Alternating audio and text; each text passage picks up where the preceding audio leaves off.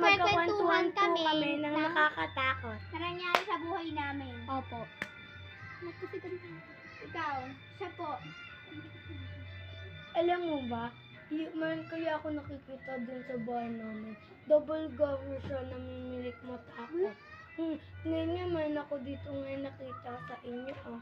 Nagtatago siya kasi di ba nagtatago-taguan kami lanan. Sinong kamukha? Sinong kagaya niya? Ewan ko, basta tao siya, nandun siya sa likod niyo. Tapos nagano siya, nakagayon siya, nakasilip siyang ganun. Parang tayo lang din na nagtatago.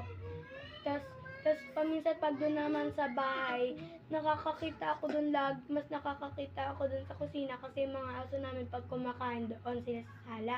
Tapos nakita ko yung mga aso namin, nakita ko lagi yung aso namin lagi nakikita ko yung black and white, tapos yung white.